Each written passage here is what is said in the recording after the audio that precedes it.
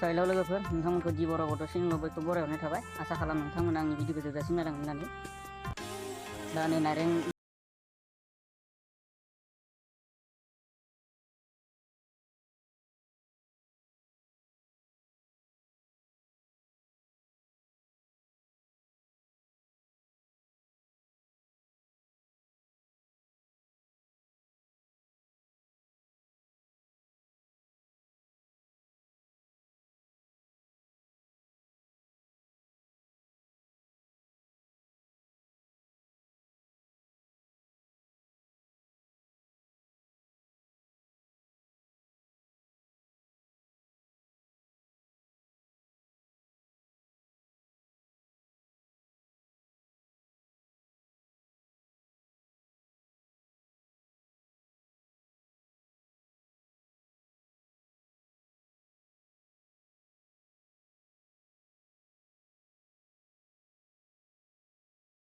जालायदो।